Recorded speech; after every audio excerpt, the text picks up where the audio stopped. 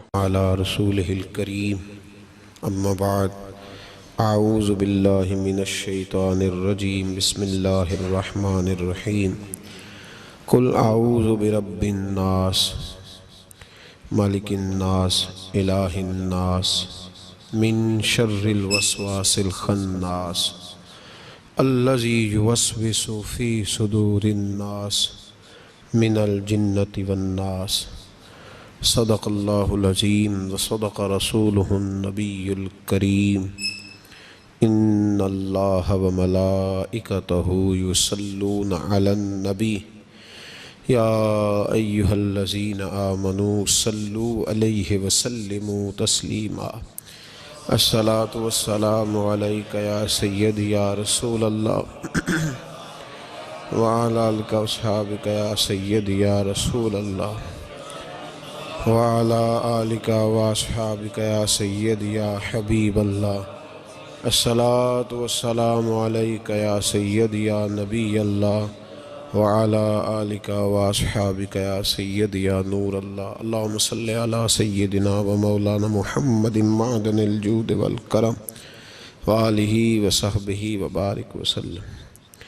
حمد و صلاة کے بعد قرآن پاک میں اللہ کریم نے فرمایا ہے قل اعوذ برب الناس، فرمایا اے محبوب آپ کہہ دیجئے کہ میں پناہ مانگتا ہوں انسانوں کے رب کی۔ مالک الناس وہ انسانوں کا بادشاہ ہے، الہ الناس اور جو انسانوں کا معبود ہے، من شر الوسواس الخناس میں اس کے شر سے پناہ مانگتا ہوں جو دل میں وسوسہ ڈالتا ہے اور پھر چھپ جاتا ہے۔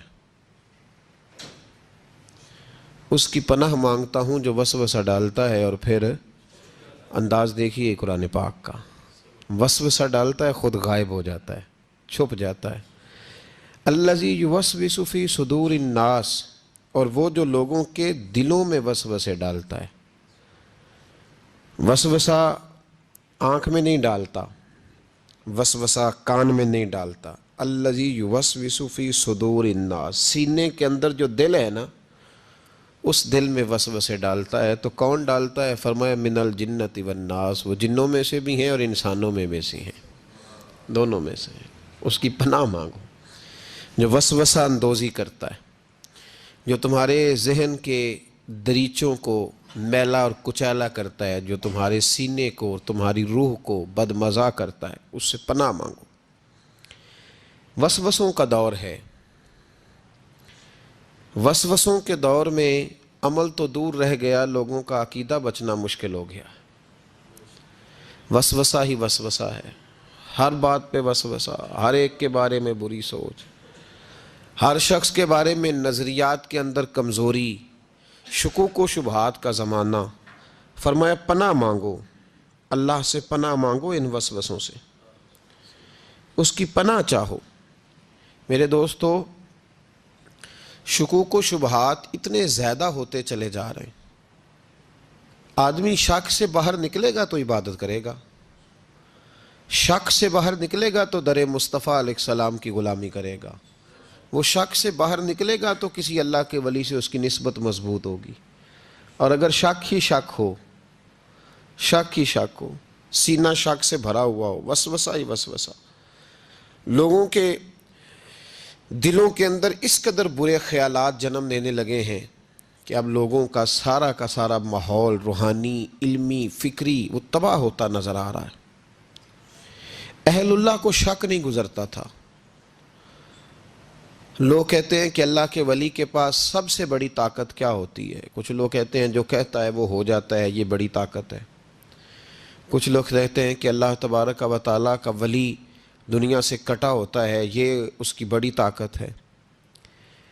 میں آپ کو درجنوں صوفیاء کی اور سینکڑوں اولیاء اللہ کے اقوال کا اگر ایک جملے میں نچوڑ عرض کروں تو اللہ کا ولی وہ ہوتا ہے جو وسوسوں سے دور ہو کے یقین کامل کی دولت پا چکا ہوتا ہے، وسوسوں سے بچ جاتا ہے، اس کا یقین تیقن مضبوط ہوتا ہے۔ یار لوگوں کا کام نہیں وسوسہ اندوزی کرنی، لوگ وسوسہ اندوزی کرتے ہیں وہ کریں گے، لوگ شک پیدا کرتے ہیں وہ کریں گے، تو اتنے کانوں کا کچا ہے کہ تو سب کی بات سنتا ہے، ہر ایک کی بات تیرے اندر آ کر کے جنم لیتی ہے اور ہر ایک کی بات تیری روح میں گزر جاتی ہے. یہ کیسے ہو گیا؟ اتنا کمزور ہے تو کانوں کا. جو آدمی آئے گا تو اس کی بات سن لے گا تو یقین کر لے گا. لوگ کہتے ہیں جی مجھے فلاں نے کہا تھا، اور یہ سارا معاملہ ہم نے ایمان، تیقن، یقین، صحبت کے بارے میں گڑبڑ کر لیا، ورنہ اپنی دنیا کے معاملے میں تو ہم آج بھی بڑے حساس ہیں. دنیا کے معاملے میں ہمیں وسوسے کوئی نہیں آتے. ایک شخص نے آ کے آپ کے کان میں کہہ دیا کہ تیرا 40 لاکھ کا مکان اچانک 30 لاکھ کا ہو گیا، تو مان لیتے ہو؟ تو اس نے تو وسوسہ ڈالا ہے، آپ نے مانا کیوں نہیں؟ اس نے کہا وہ میں نے دیکھا ہے ایک دیوار میں سوراخ ہو گیا ہے اور پینٹ اس کا گر گیا ہے، فلاں فلاں جگہ کمزوری آ گئی ہے، تو مکان 40 لاکھ کا تھا یکدم 30 لاکھ کا ہو گیا. مان لیا آپ نے؟ آپ نے نہیں مانا. آپ نے تو اس کے ساتھ بحث بھی کی، آپ نے تو تکرار بھی کی، اس کو ڈانٹا بھی اور اس کو یہ بھی کہا کہ تو میرا دشمن ہے، تو نے میری اتنی قیمتی چیز کو اتنی نکمی کہہ دیا. اور جو تیرے کونے میں آ کے کہہ گیا کہ فلاں اللہ کا ولی، دیکھو جی اب تو کوئی اللہ کا ولی نہیں رہا، فلانا بھی دکاندار ہے، فلانا بھی، اور تو نے فٹافٹ مان لیا ہے. میرے بھائی غور کریں اور توجہ کریں بات پر. آپ سے بات کر رہا ہوں، اس کو ضرور سمجھیں. ہمارا یہ کس طرح کا ماحول ہے کہ دنیا کے معاملے میں کوئی شخص شک کا شکار نہیں. آپ چلے گئے سودا لینے، بڑی عام سی چیز آپ نے خرید لی، چلیں عین والا آم چھوڑ کے الف والا آم کریں تو آپ آم لینے چلے گئے، عام سی چیز آم لینے چلے گئے. آپ نے اس شخص کے ساتھ، اس نے کہا جی یہ تو میں 300 روپے کلو دوں گا، تو فوراً آپ نے دے دیا اس کو، کوئی وسوسہ نہیں آیا آپ کو. حالانکہ اس نے دلیل بھی دی کہ یہ یہاں کا نہیں ہے، یہ میرپور خاص سندھ سے آیا ہے، یہ فلاں جگہ سے ہے. تو آپ نے کہا نہیں بھائی یہ کیسے ہو سکتا ہے، اتنا مہنگا ہے ہی نہیں، تو کیسے بتا رہا ہے. لیکن عجیب معاملہ ہے کہ دین کے بارے میں لوگ فوراً کہتے ہیں جی مجھے بڑے بڑے خیالات آتے ہیں، بڑے بڑے خیال اس کو آتے ہیں جس کی توجہ ہٹتی ہے. ایکسیڈنٹ اس کا ہوتا ہے جو سیدھا نہیں دیکھتا، دائیں بائیں دیکھتا ہے. جس کا دھیان سیدھا ہوتا ہے اس کی گاڑی سیدھی چلتی ہے. تو نے دائیں بائیں دیکھا ہے تو تجھے وسوسہ آیا ہے، تو نے ادھر دیکھا پھر تجھے وسوسہ آیا. جن کی توجہ سیدھی یار کی طرف رہتی ہے، جن کی توجہ سیدھی یار کی طرف، جن کی توجہ سیدھی رہتی ہے، انہیں وسوسے، انہیں دیدار سے فرصت نہیں تو وسوسہ کیسے آئے گا. النظر الی وجہ رسول اللہ، حضرت سیدنا ابو بکر صدیق نے کہا تھا یا رسول اللہ ایک کی دل کی تمنا ہے کہ آپ بیٹھے رہیں میں دیدار کرتا رہوں. وسوسہ کیسے آئے گا؟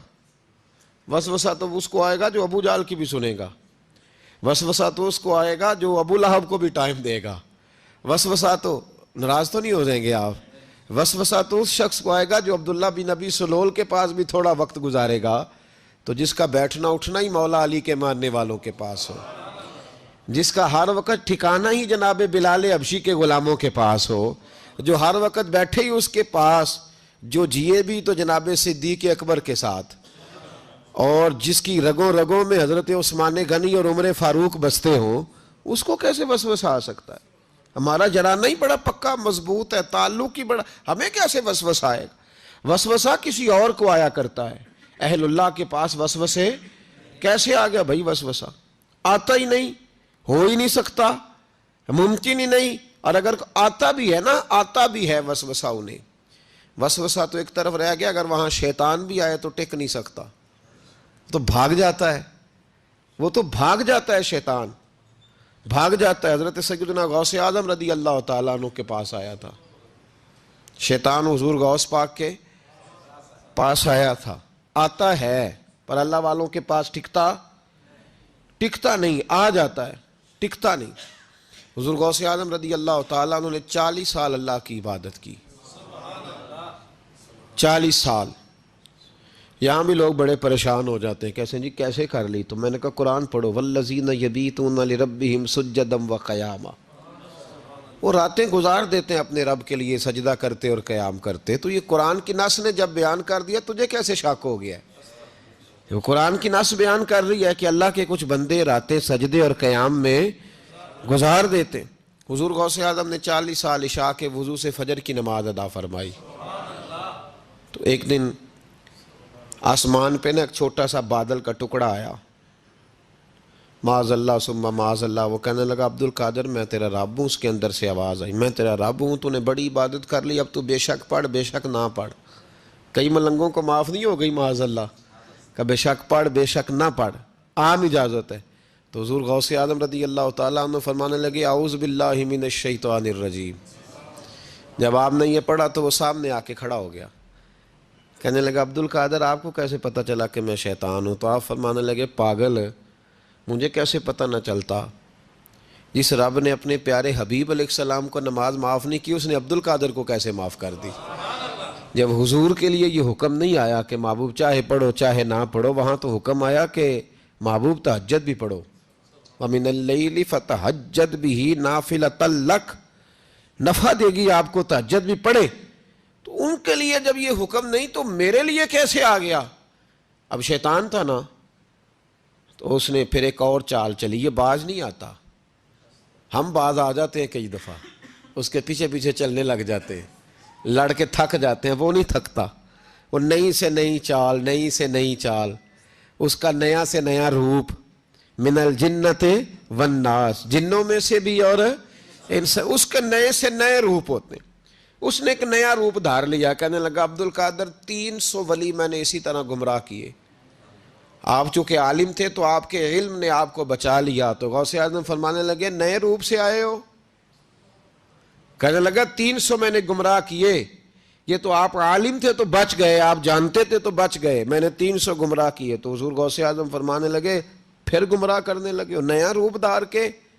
مجھے میرے علم نے نہیں بچایا, مجھے اللہ کے فضل نے بچایا ہے. کئی عالم بھی تو گمراہ ہو جاتے ہیں نا, مجھے میرے علم نے نہیں بچایا, مجھے میرے اللہ کے فضل نے بچایا ہے. میرے بھائی, میرے عزیز طریقت کے مسافروں, یاد رکھو, سمجھ لو اس بات کو کہ وسوسہ آتا ہے.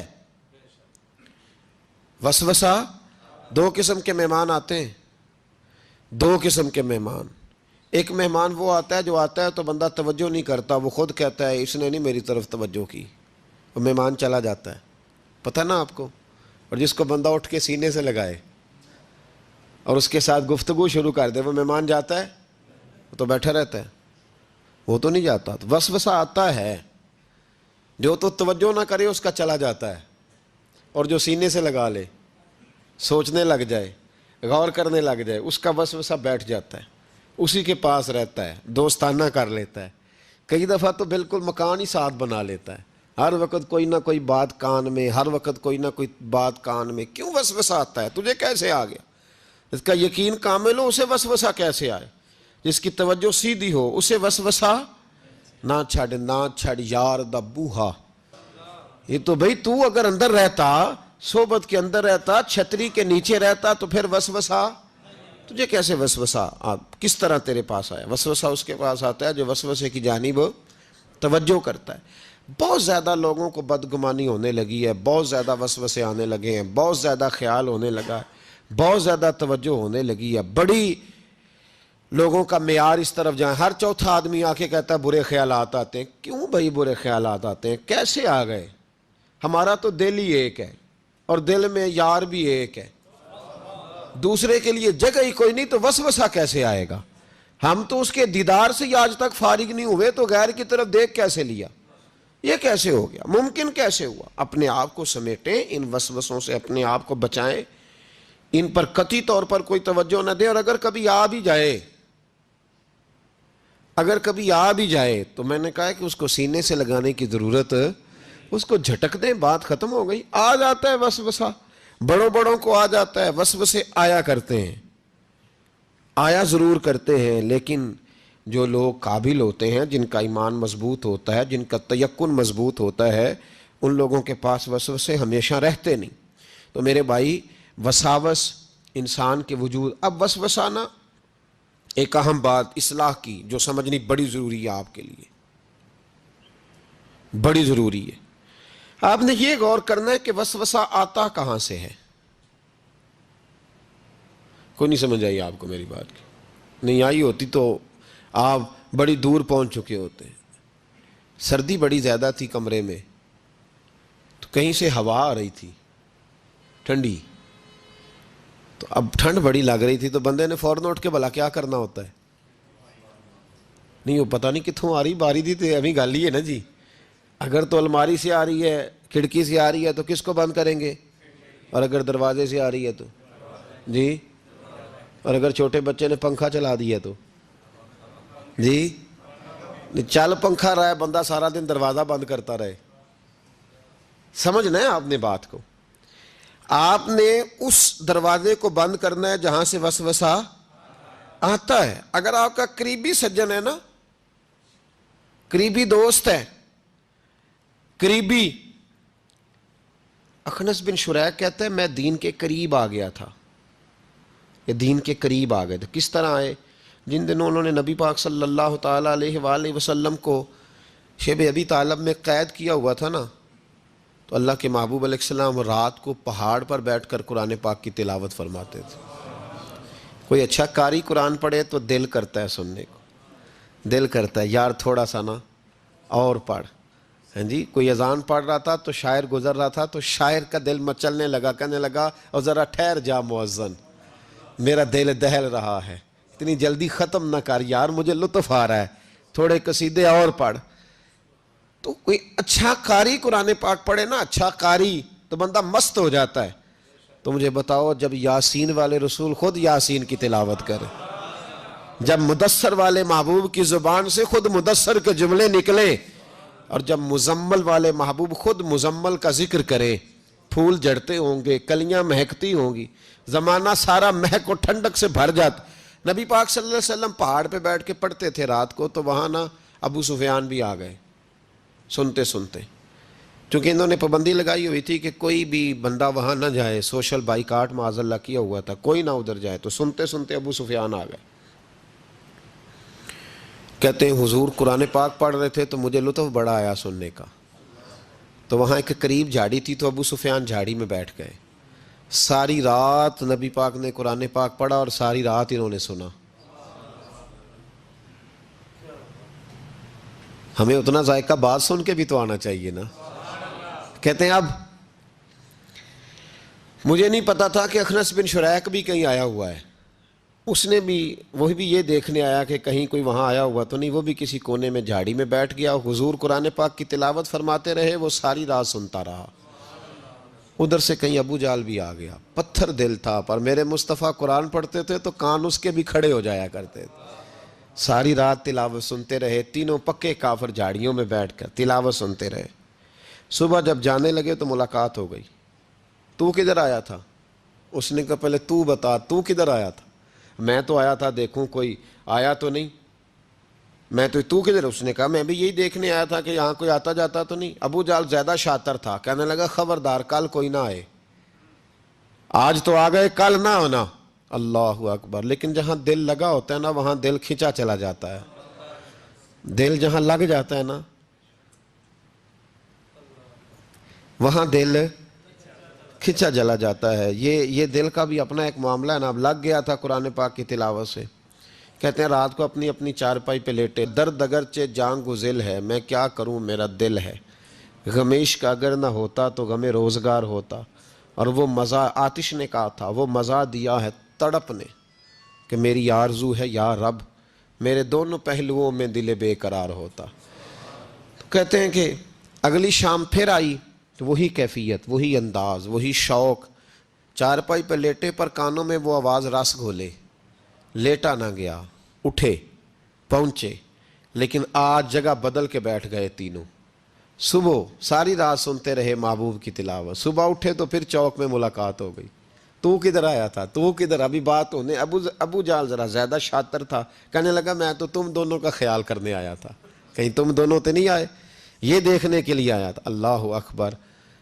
3 دن مسلسل آتے رہے اور میرے مصطفیٰ کریم کا ساری رات قرآن پاک سنتے رہے. اب اخنس بن شریح کہتے ہیں کہ میں پورا قریب آ گیا, میرا دل کہتا تھا کہ یہ سچے ہیں.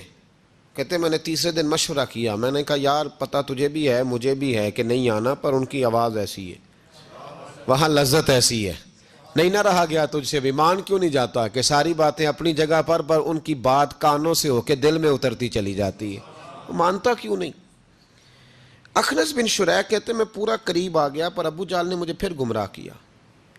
کہنے لگا یار یہیں رہے ہیں، بچپن بھی یہیں گزارا ہے، معاذ اللہ 2 ہاتھ ہیں 2 آنکھیں ہیں، سارا کچھ وہی ہے، کان پٹیاں سفید ہوئی ہیں تو کہتے ہیں میں اللہ کا نبی ہوں معاذ اللہ۔ اس نے وسوسہ اندوزی کی تو کہتے ہیں میں پھر بیک ہو گیا۔ آپ کیوں نہیں اس شخص کو جانتے جو وسوسہ اندوزی کرتا ہے؟ آپ اس جگہ کیسے چلے گئے جہاں وسوسہ اندوزی ہوتی ہے؟ یاد رکھیں اس جگہ جائیں جہاں جانے سے دل صاف ہوتا ہے، جہاں جانے سے دل کا زنگ اترتا ہے، آپ کے وسوسے دور ہوں گے۔ وہاں جائیں جہاں ایمان کی، یقین کی، تیقن کی دولت بڑھتی ہے۔ کیوں وہاں جاتے ہو جو بیک کر دیتا ہے؟ کچھ جگہیں ایسی ہوتی ہیں جو شکوہ ہی نہ کر لوں، شکوہ ہی نہ کر لوں۔ شکوہ یہ ہے کہ ہم پالش کرتے ہیں، پوری پالش کرتے ہیں، مہربانی کرتے ہیں، کچھ لوگ پھر جا کے صحرا میں کھڑے ہوتے ہیں، ساری ریت چڑھا کے دوبارہ آ جاتے ہیں۔ اماں بھی ناراض ہو جاتی ہے، اماں بھی بگڑ جاتی ہے کہ میں اجے انہوں آیا سی تو یہ تو کیا حشر کر کے آیا ہے۔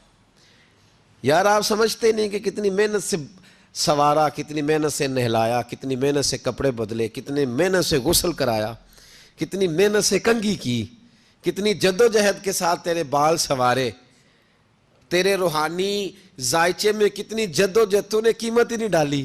تو 2-4 دن گیا اور جا کے پھر سے زنگ چڑھا کے آیا، تو نے ہماری کبھی کبھی دل کرتا ہے پھر اماں کا بھی کہ 2 تھپڑ لگا ہی دوں، اس کو لگاؤں 2 تھپڑ، میری محنت کا تو نے کیا۔ تو وسوسہ اندوزی والی جگہ پہ کیوں جاتے ہو؟ کیوں گئے وہاں؟ تمہیں نہیں پتا تھا کہ وہاں نہیں جانا؟ سارے کپڑے میلے ہو گئے، ساری گرد پھر چڑھ گئی۔ خبردار، خبردار اپنے بزرگوں کی محنت کا خیال کرے، خبردار اس جگہ کبھی نہ جائیں جہاں جانے سے وسوسے پیدا ہوتے ہیں، ان جگہوں پہ کبھی نہ جائیں جہاں جانے سے ذہن میں شر اٹھتا ہے، اس جگہ پہ کبھی نہ جائیں جہاں اعلیٰ حضرت فاضل بریلوی، میرے اعلیٰ حضرت رحمت اللہ زندگی میں کسی کا قصیدہ نہیں لکھا، لیکن بدانیوں کے اس عالم کے قصیدے ہمیشہ لکھے جو انہیں ان کے مرشد کی بارگاہ تک لے کے گئے تھے۔ اس عالم کے بھی قصیدے لکھے، کہتے تھے میں تیرا بھی شکر گزار ہوں یار، تو نے میرے اوپر مہربانی فرمائی، میں تیرا بھی شکر گزار ہوں، من لم یشکر الناس ولم یشکر اللہ، میں تیرا بھی شکر گزار۔ اس آدمی کے قصیدے لکھے، مہربانی فرمائیں، وسوسوں والی جگہ سے ہٹ جائیں، اس جگہ سے ہٹ جائیں جو وسوسے پیدا کرتی ہے، جم جائیں اس جگہ پہ جہاں سے وسوسے دور ہوتے ہیں، یقین کی دولت ملتی ہے۔ گرد والے کام نہ کرو، خبردار۔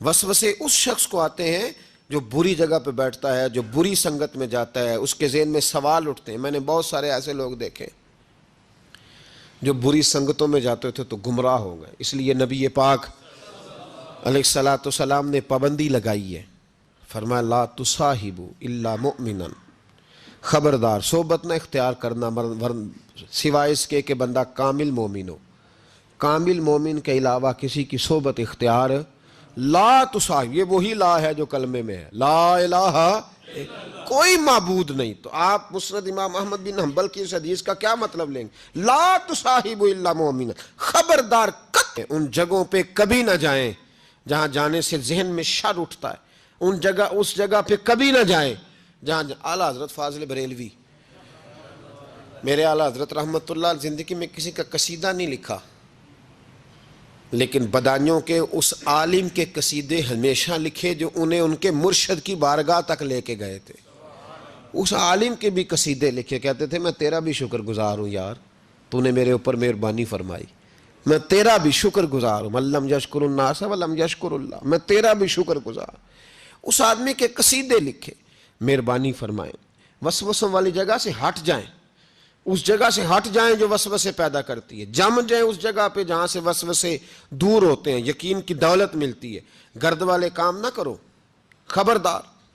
وسوسے اس شخص کو آتے ہیں جو بری جگہ پہ بیٹھتا ہے، جو بری سنگت میں جاتا ہے، اس کے ذہن میں سوال اٹھتے ہیں۔ میں نے بہت سارے ایسے لوگ دیکھے جو بری سنگتوں میں جاتے تھے تو گمراہ ہو گئے، اس لیے نبی پاک علیہ الصلوۃ والسلام نے پابندی لگائی ہے، فرمایا لا تصاحبوا الا مؤمنا، خبردار صحبت نہ اختیار کر سوائے اس کے کہ بندہ کامل مومن ہو، کامل مومن کے علاوہ کسی کی صحبت اختیار لا تصاحب، یہ وہی لا ہے جو کلمے میں ہے، لا الہ کوئی معبود نہیں۔ تو آپ مسند امام احمد بن حنبل کی اس حدیث کا کیا مطلب لیں گے؟ لا تصاحبوا الا مؤمنا، خبردار قطعاً نہ جا کے اس بندے کے پاس بیٹھنا جو کامل مومن نہ ہو. تو کچے لوگوں کے پاس کیوں بیٹھتے ہو؟ حدیث پاک کے لفظوں کے اوپر جو اہمیت ہے جملوں کی اس کو سمجھیں. لا الہ، بولیے لا الہ. یہی لا یہاں بیان کیا، لا تصاحب الا مومنا. خبردار اس بندے کے پاس کبھی نہیں جانا جو کامل مومن نہ ہو، اور جو کامل مومن ہو اس کے پاس ضرور جا کے بیٹھنا. یہ حضور ایک بات شیخ سعدی نے لکھی ہے. شیخ سعدی رحمۃ اللہ علیہ فرماتے ہیں، یہ میں آپ کو جواب دے رہا ہوں، کچھ سوالوں کا جواب ہے جو ذہنوں میں اٹھتے ہیں. شیخ سعدی رحمۃ اللہ تعالیٰ علیہ کہتے ہیں ایک باپ اپنے بچے کو کہتا تھا، بچے ان لوگوں کے پاس نہ بیٹھا کر، بندے صحیح نہیں، تیرے ذہن میں وسوسے پیدا کریں. اس نے کہا ابا جی وہ نہیں صحیح، میں تو صحیح ہوں نا، مجھے کوئی کچھ نہیں کہہ سکتا، میں خود بڑا ٹھیک ہوں. تو اس نے کہا بیٹا نہیں، صحبت صالح ترا صالح کنن، اور صحبت طالح ترا طالح کنن. چنگیاں دے لڑ لگی ساں تے میری چولی چ پھل پے، پیڑیاں نال میں رل گئی تے میرے اگلے بھی ڈول گئے، میرے اگلے بھی پیڑیاں نال میں رل گئی تے، یعنی پھر ریت سے کپڑے بھر گئے سارے.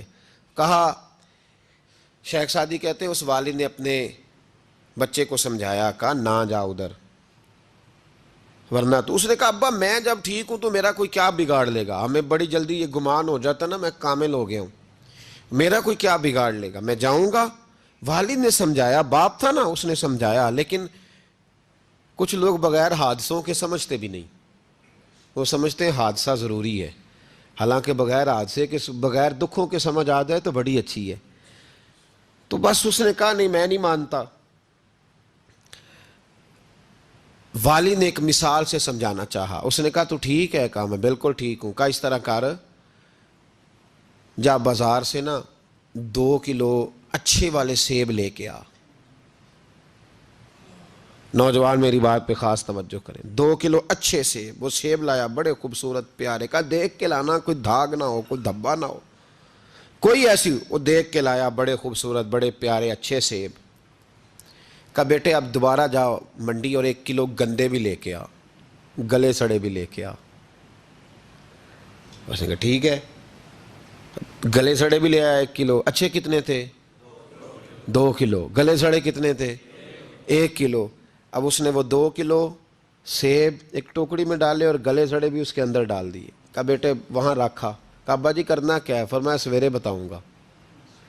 صبح کا جب سورج چمکا نا، صبح کا جب سورج چمکا تو والد نے کیا کیا، اس کو کہا جاؤ ٹوکری لے کے آ. اب جب ٹوکری لایا نا تو غور کرنا بات پر، برے کتنے تھے، اچھے کتنے تھے. اب جب اس نے کھولا نا تو کہا بیٹے کھول. وہ جو اچھے تھے وہ بھی گل گئے تھے، بھی گل سڑ گئے. والد نے اپنے بیٹے کو سمجھایا. اس نے کہا بیٹا یہ جو شر ہوتا ہے نا یہ جلدی پھیلتا ہے، جو شر ہوتا ہے نا جلدی پھیلتا ہے. ناپاکی تھوڑی سی ہوتی ہے پر غسل سارے وجود کو کرنا پڑتا ہے. سارے وجود کو ناپاکی تھوڑی سی ہوتی ہے پر آپ دیکھ لیں کہ اس کے لیے سارا بدن دوبارہ سے. تو شر تھوڑا سا بھی آئے تو میل کچیل کر دیتا ہے. اتنا سا بھی شر جو ہوتا ہے نا وہ بہت ساری جگہ پہ خرابی پیدا کرتا ہے.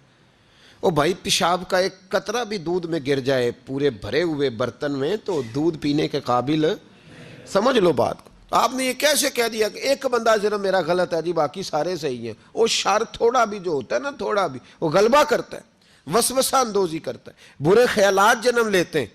اس سینے کو اگر صاف رکھنا ہے، اس سینے کو اگر توانا رکھنا ہے، اس سینے کو اگر ٹھنڈا رکھنا ہے تو پھر ان کے پاس جا کے بیٹھنا پڑے گا جن کے سینے ٹھنڈے ہیں. اگر عقیدے کو، نظریے کو، سوچ کو صحت مند رکھنا ہے تو کبھی بیمار عقیدے والے کے پاس نہیں بیٹھنا. صحت مند کے پاس بیٹھو گے تو صحت مندی نصیب ہوگی. یہ یاد رکھ لیں، یاد رکھ لیں. چنگے بندے دی صحبت یارو وانگ دکان اتاراں، سودا پاویں مول نہ لئیے، ہلے اون ہزاراں. نہ خرید بے شک کوئی شے، خوشبو تو آئے گی نا. اور میں تجربے کی بات بتا رہا ہوں، اللہ کے ولی کے پاس، عالم باعمل کے پاس جو چند گھڑیاں بیٹھ جائے چاہے کچھ نہ سیکھے، اللہ اس پر رحمت کی چھتری پھر بھی عطا فرما دیتا ہے. یہ بڑی عشق سرکار سے دل جس نے سنوارا ہوگا